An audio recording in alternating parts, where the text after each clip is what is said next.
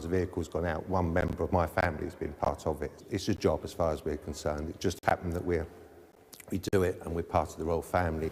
Traditions both new and old, ready to welcome the King come Coronation Day. Sabah Chowdhury, Sky News.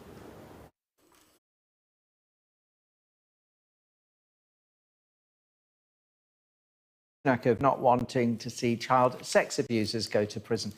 In an article for today's Daily Mail, Sir Keir Starmer has written that he will stand by every word Labour has said on this subject and would continue to criticise the Conservatives' record on crime, no matter how squeamish it might make some feel. Well, the chief leader writer at The Observer and former senior policy advisor to Ed Miliband, Sonia Soda, joins us from South London. Good afternoon to you. I mean, it is making some uncomfortable, isn't it? Many within the shadow cabinet.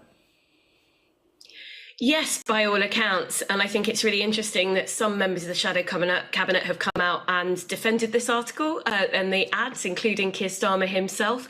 And some there's been silence from. And there was reports in The Observer yesterday that Yvette Cooper, who's a Shadow Home Secretary, wasn't consulted on the advert. I think there are sort of two questions concerning these attack ads, particularly the attack ad on child sex abusers that accuses Rishi Sunak of not wanting to see child sex abusers go to prison. The first is, are these politically effective? There are some in Labour who will hope that they are and will think that because the ad has generated so much controversy and is getting talked about, that's going to be good publicity for Labour. I would probably question that assumption. I think it remains to be seen how effective it is. But one of the things that we do know is that for voters for a message to be effective and to resonate with voters, they have to believe that it's authentic. And I would suggest that there's a bit of a parallel here with Ed Miliband's messaging around immigration in the run-up to the 2015 election. He promised tough controls on immigration. I don't think that was particularly effective messaging for Labour, because I think a lot of voters looked at that and thought, well, that's Ed Miliband saying anything in order to get my vote, rather than that's something that Ed Miliband genuinely wants to do. And I might suggest the same here with Keir Starmer and tougher sentencing. But I also think there are really substantive questions about this advert, which is why it's caused so much division behind the scenes in the Labour Party. Many see this as politicising the issue of child sexual abuse. To say that Rishi Sunak doesn't want to see child sex abusers go to prison, there's actually no evidence for that claim. I'm sure it's something that Rishi Sunak himself would deny. And I think there's a lot of people who feel extremely uncomfortable. We know that the issue of child sex abuse engenders some very emotional reactions within the public, quite understandably so, because it's such a heinous crime.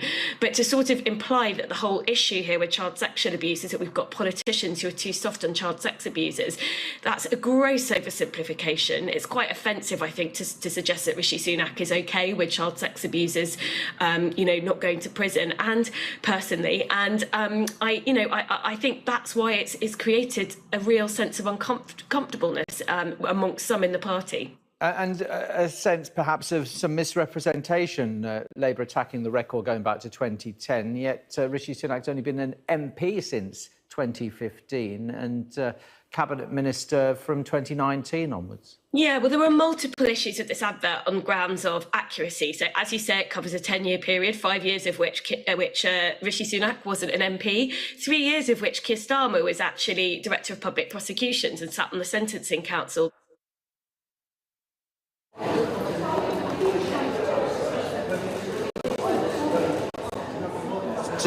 Wonder if we've lost you for a moment. Let me just ask you this. David Blunkett, former Home Secretary, of course, isn't he, talking about Labour better than what he calls gutter politics. So could all this backfire on Labour and Sir Keir Starmer, who has doubled down on it today? I don't think it's going to sort of backfire in a big way. I think probably the worst outcome for Labour is it doesn't really pierce the consciousness of people. Obviously, we're talking about it a lot on programmes like this. There's a lot of news headlines on it, but it's Easter weekend. Lots of people won't be paying attention to the news. So I'm not sure that it's going to backfire, but I think it has created a sense of division in the Labour Party about what tactics are above board and what aren't when it comes to electoral politics. And I think it's important to say, I think if Labour, they had a second advert advert about gun crime, where they sort of accused Rishi Sunak of personally being relaxed about gun crime. I think if they'd gone out with that argument, it wouldn't have generated anywhere near the degree of controversy as the advert about child sex offenders. So I think this is really specifically about the idea that politicising child sex abuse, whether it's Keir Starmer in an advert about Rishi Sunak, whether it's Suella Braverman making false claims about the likely ethnicity of men involved in grooming gangs, whether in fact it's Boris Johnson accusing Keir Starmer wrongly of personally failing to prosecute Jimmy Savile. I think there are some people who just think that that is quite beyond the pale, and we shouldn't be politicising a very important issue in this country, which is how do we tackle child sexual abuse? All right, well, we will certainly come back to this